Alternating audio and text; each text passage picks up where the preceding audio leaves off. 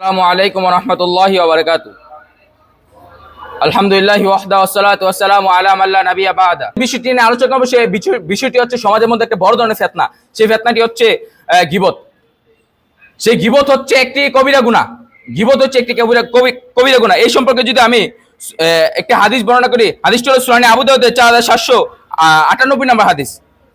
আবু হুরায়রা রাদিয়াল্লাহু আনহু হতে বর্ণিত, তিনি বলেন, একদা রাসূলুল্লাহ সাল্লাল্লাহু আলাইহি সাল্লামের কাছে এক লোক আসলো, এসে বলল, ইয়া রাসূল সাল্লাল্লাহু আলাইহি সাল্লাম, আমাকে গীবত সম্পর্কে বলুন। অতঃপর আল্লাহ রাসূল সাল্লাল্লাহু আলাইহি সাল্লাম তাকে গীবত সম্পর্কে বললেন, তুমি তোমার ভাইয়ের অনুপস্থিতিতে তুমি তার সম্পর্কে এমন কিছু বলবে যে কথাটা শুনলে সে কষ্ট পাবে, যে কথাটা শুনলে সে ব্যথিত হবে, সেটি হচ্ছে গীবত। তখন লোকটি আবার উত্তর বলল যে যদি সেই বিষয়টা যদি তার ভিতরে থাকে, আমি যে কথাটা বলবো সেই কথাটা যদি সত্য হয়, তার ভিতরে যদি থাকে, তাহলে কি গীবত হবে? তখন আল্লাহ রাসূল সাল্লাল্লাহু আলাইহি সাল্লাম বললেন, যদি তুমি কথাটা তার ভিতরে যদি থাকে, তার ভিতরে এটা যদি সত্যি হয়, তুমি যে কথাটা বলবে সেই কথাটা যদি তার ভিতরে থাকে, এটাই হচ্ছে গীবত। তারপর আল্লাহ রাসূল সাল্লাল্লাহু আলাইহি সাল্লাম বললেন যে যদি তার ভিতরে সেই কথাটা না থাকে, সেই বিষয়টা না থাকে, তাহলে তুমি তার বিরুদ্ধে মিথ্যা দোষারোপ করলে, তুমি তার বিরুদ্ধে অপবাদ দিলে, সেই অপবাদটা হচ্ছে গীবত হচ্ছে আরো ভয়াবহ। সম্মানিত উপস্থিতি, আমি যদি আমাদের সমাজের প্রেক্ষাপটে যাই, তাহলে আমরা দেখতে পাবো যেই কোনো ধরনের আড্ডায়, যেই কোনো ধরনের দোকানে, তারপরে এই চাষটলের দোকানে, অফিসে, আদালতে, মিটিং এ, যেই কোনো জায়গায় গীবত চলছে। শুধু গীবত আর গীবত।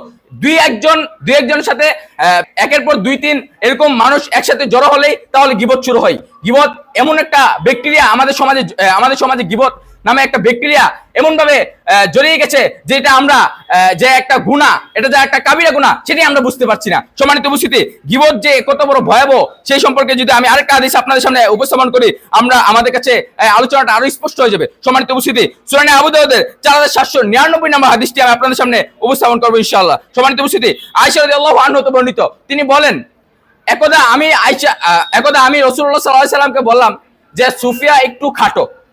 শুধু এতটুকুই বলেছে আয়েশা রাদিয়াল্লাহু আনহা, শুধু এতটুকুই বলেছে যে সুফিয়া একটু খাটো। এই কারণেই তার অতঃপর নবী কারীম সাল্লাল্লাহু আলাইহি সাল্লাম বলেছেন যে, হে আয়েশা, তুমি যে কথাটা বললে, এই কথা যদি সমুদ্রের পানির মধ্যে নিক্ষেপ করা হয়, সেই সমুদ্রের পানির রং বদলে যাবে। এত বড় ভয়ঙ্কর একটি কথা। শুধুমাত্র খাটো এই কথাটাই যদি সমুদ্রের পানির রং বদলে যায়, আজকে আমাদের সমাজের প্রেক্ষাপটে যদি যায়, আজকে আমাদের সমাজে যত গীবত হচ্ছে, প্রত্যেকটা গীবতের মধ্যে এর চারও কত ভয়ঙ্কর কথা হচ্ছে, এর চারও কত ভয়ঙ্কর কথা বলছে, নোংরা কথা বলছে, তার বিরুদ্ধে এমন কথা বলছে যে কথা শুনে সে অনেক কষ্ট পেতে পারে, সে অনেক কষ্ট পেতে পারে। এই গীবত এমন একটি ব্যাকটেরিয়া, যে ব্যাকটেরিয়াকে আমাদের সমাজ থেকে তাড়াতে হবে এবং আমাদের নিজেকে পরিশুদ্ধ করতে হবে, সংশোধন করতে হবে। হ্যাঁ মুসলিম ভাই, আপনি নিজে একবার ভেবে দেখুন, আপনি এই হাদিসটা শোনার পর যে আয়েশা রাদিয়াল্লাহু আনহা শুধু একটি খাটো বলেছে, এই কারণে রাসূলুল্লাহ সাল্লাল্লাহু আলাইহি সাল্লাম তার কথাটাকে পানিতে নিক্ষেপ করলে, সেই কথাটা পানিতে নিক্ষেপ করলে পানির রং বদলে যাবে। আপনি যদি এই কথাটা শুনেন, তাহলে